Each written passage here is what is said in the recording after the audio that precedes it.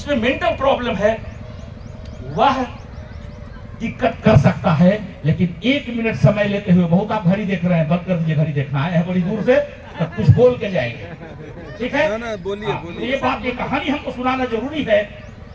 जो मैंने कहा कि 99.99% ब्रेन को अगर खाली पीठ ठोक दिया जाए, सवेरे उठिए, गली मोहल्ला में जो लड़का को बढ़िया से पढ़ी देखिए, उसका पीठ ठोकिए, कहीं करे बेटा तो बहुत अच्छा करेगा। आमतौर पर हम लोग क्या करते हैं, बच्चों को अरे साला कुछ नहीं करेगा, ई बोका है, एक दिमाग में भूसा भरल है, हम उसके मनोबल को तोड़ते हैं। एक कहानी से, सिर्फ एक कहानी से 2 मिनट लेकर के हम आपको इस दिमाग के बारे में रहस्य बताएंगे। 99.99 वाला नहीं, 0.001 जो विकलांग माथा जिसको कहते हैं, उसकी कहानी आपको सुना दे। बल्ब का खोज किसने किया है? भारत में तो नहीं हुआ होगा, ये तो जान लीजिए, क्योंकि यहाँ तो जो है वो सब जो है क्या उसको बोलते हैं, सूरज को निगल जाने वाला तंत्र खोजा गया, बल्ब नहीं बना गया। यहाँ तो सूरज को निगल जाने पर बहुत सा अनुसंधान हुआ कि कौन निगल गया। बल्ब का खोज थॉमस एडिसन ने किया। इस कहानी को सुन लीजिए, हम इसको सुनाएंगे, 1 मिनट जबरदस्ती लेंगे। थॉमस एडिसन जब 2-3 साल के थे, स्कूल में पढ़ते, जब छोटा बच्चा थे, तो स्कूल से जब आए तो उनके बैग में एगो पुर्जा था।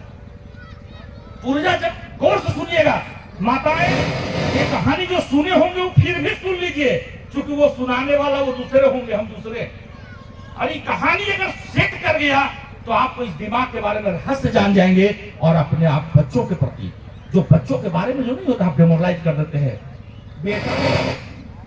बेटा हमारा 97 नंबर ले आया और 99 नंबर ले आ जाता था, कलेक्टर बन जाता। ये डेमोरलाइज हो रहे हैं। और जिंदगी की अंतिम परीक्षा है, इज्जत चल गया, उनका बेटा क्या 99 आ गया, हमारा आ गया 98। अब हमको लग रहा है, और माए लोग को फुर्सत नहीं है दिन भर टीवी देखने से, रिश्ता क्या कहलाता है। अब बाबूजी को फुर्सत नहीं है ताश फेंकने से और सांझ को चढ़ा देने से, अब बहुत होगा तो राजनीति पर बात करने से, हम समय नहीं देते। तो आप सुनिए इस कहानी को, और ये कहानी नहीं है, सत्य है। थॉमस एडिसन 2-2.5 साल 3 साल के थे, तो उनके बैग में एक चिट्ठी प्रिंसिपल दिए। थॉमस एडिसन की जो माँ थी वो विडो थी, फादर नहीं थे। तो पुर्जा जब वो निकाली, चिट्ठी निकाली, तो पढ़ने के बाद उसका करेजा माँ का बाहर और लगा कि अब आंख से आंसू बह जाएगा, एकदम करेजा लगा कि अब हो जाए, हट जाएगी।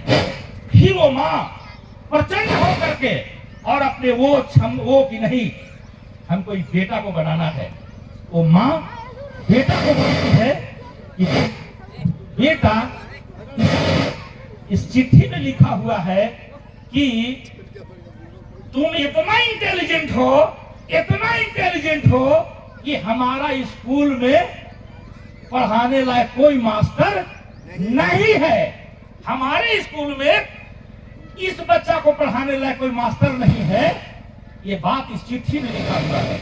वो बच्चा जो मंद बुद्धि का सच में था, वो बच्चा जो ऐसे चलता था, ऐसे करके चलता था, जब माई बात बोली तो वो बच्चा सीना तान के चलने लगा, और उसको लगा कि अरे बाप, माँ बोल रही है कि हमसे ज्यादा तेज, तो हम स्कूल का सबसे ज्यादा तेज हैं और वहां पढ़ाने लायक कोई नहीं है।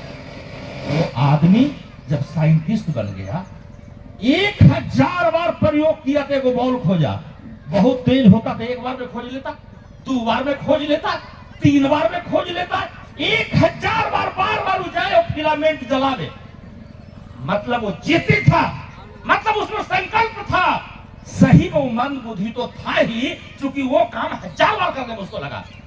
और जब वो आदमी, उसकी माँ की मृत्यु हुई, और जब बक्सा अंत में होता है, माँ का हम चीजों देखते हैं, बक्सा जब निकला तो उसमें से चिट्ठियां छटक के निकल गया।